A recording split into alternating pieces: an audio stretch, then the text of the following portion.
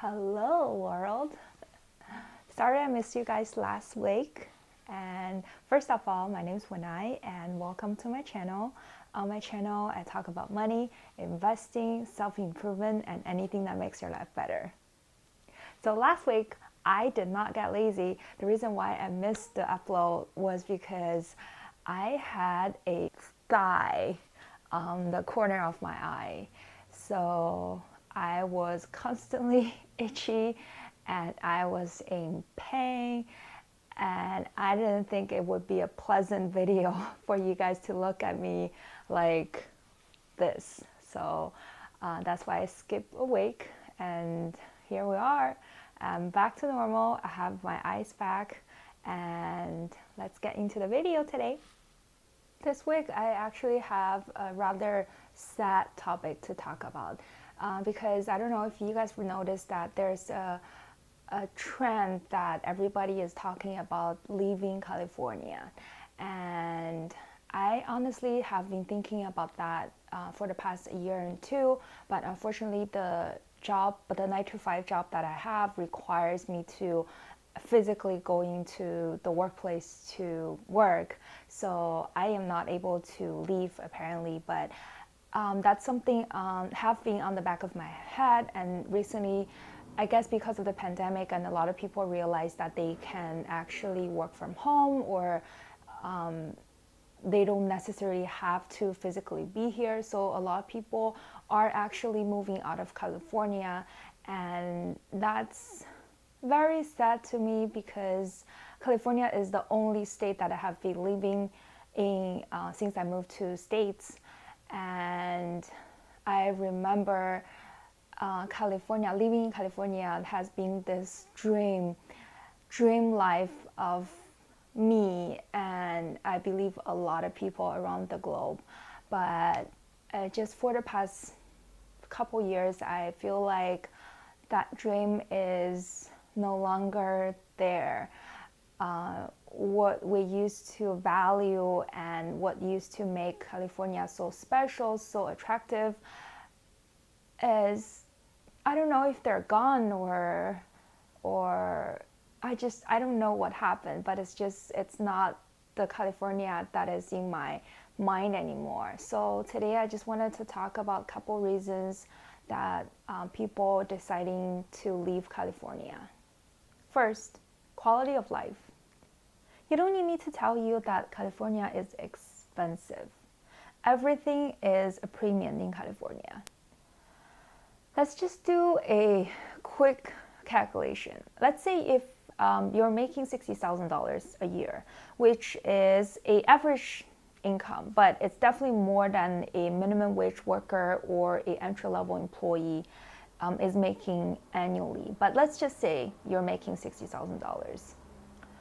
In California, that puts you in a federal income tax bracket of 22% and a state income tax bracket of 9.3%. So together you are paying 31.3% income tax. So for the simplicity of the math, let's just say you're taking home 70% of your income. And with the $60,000 annual income, you are taking home about $3,500. And I did a quick research online. The average rent in California, in Los Angeles, is $2,200 with a average utility bill of $200 and a average food cost of $500. And that adds up to be $2,900 a month. And let's just say you're living frugally. You have a roommate, you're sharing a one-bedroom apartment, you sharing a utility bill, and you're eating very unhealthy, saving every penny. So we cut everything in half. That gives us a $1,450, so $1,450 a month. And we also know that there's no way you can live in California without a car. You can't get anywhere without a car because there's really no public transportation. And it will take you years to get to a place if you don't have a car. So let's just say you buy a used car that's 3 to 5 years old. That probably costs you about $20,000 plus tax and everything.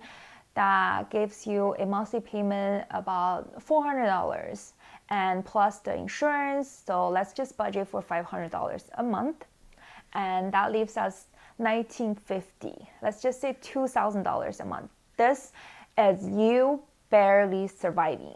You're not buying clothes, you're not buying a phone, you don't have Netflix subscription, anything. You're surviving, you're alive. That's how much it will cost you to be alive. And let's just be very frugally to budget $500. And this is, remember, this $2,000 not including your health insurance or your 401k, your IRA, or anything like that. So let's just budget another $500 in there to cover all the things that I just mentioned. That leaves you $1,000. So if you wanted to buy a house, and according to Zillow, the average house in Los Angeles is $764,528. So $760. Let's just say $760,000. And again, assuming you are very frugal and you are not trying to get an average house, you're trying to get a cheap house. Let's just cut $250,000 out. You are buying a house of $500,000, which is not easy to find in Los Angeles, believe me. And let's just say you're getting a $500,000 house, and 20% of that is $100,000. And based on the calculation earlier, you have $1,000 left every month. And assuming you're putting that $1,000 in the market every month, you're being smart. And assuming an average stock return of 7% annually, and it would take you 6.5 years to save up $100,000. And let me remind you, a $60,000 annual income won't even qualify you for a loan of $400,000. So it's not easy at all living in Los Angeles. And on top of that, you have to deal with the horrible, horrible traffic every single day. I live about 18 miles away from my work. And before pandemic, of course, now it takes me about 2/3 of the time to get to work because there's not as much traffic because schools are not open. But before pandemic, on average, 18 miles would take me about 50 minutes to an hour to get to work. And that's one way. So every day I'm spending 2 hours on the road just to get to work. And it's only less than 20 miles away from my house. And the reason why I'm living 18 miles away is because the housing that's close to my work are too expensive for me to afford. So I have to waste 2 hours of my life on the road, dealing with traffic, being frustrated and depressed in the car for 2 hours a day. And also, if you ever been to downtown Los Angeles, there are insanely amount of trash and homeless situation, people who have mental problems or drug addicts. It's scary to just walking on the street in downtown Los Angeles. So it's sad. Supposedly California has the best weather. We have sunny days 360 days out of a year, and we are not too hot, we're not too cold. Well, I guess we get a little bit hot, but it's a nice weather, and we have beach along the coast. It seems very nice. We have blue skies all the time, but this year it's with the wildfires. It just seems insane. It just seems unbelievable. I was talking to my friends the other day, and I was saying that this year it just feels like it's the end of the world every other weekend, and this one thing ends and then another thing starts. And I don't know if you guys seen pictures, or if you live in California, you have experienced the fire, the wildfire, and you can smell, you can taste, you can breathe that fire into your lawn, and there's nothing nice about that. There's no blue skies, there's no quality air, there's no nice beaches, and it's just crazy. And I think this is the final push, because apart from all the being expensive traffic and crime and all that, this you cannot hide from. It's in the air. And I think that's a final push for a lot of people to decide to actually pack up their luggage and leave California for good. And as sad as it is, it's the truth. And I still have a lot of dust on my patio, and it's November already, but we still have this wildfire going on in California. So unfortunately, that's just the truth. Lastly, I think the worst part on top of everything that I just talked about is that it's not getting better. There's no policy or regulation or anything that are in place to make things better. And I think it's okay. It's one thing to have a problem and to realize that we have a problem, and it's another that we just gave up. We're not fixing our problem, we're not working on it, we're not making it better. So I think that's the most heartbroken part of all the problem that we have.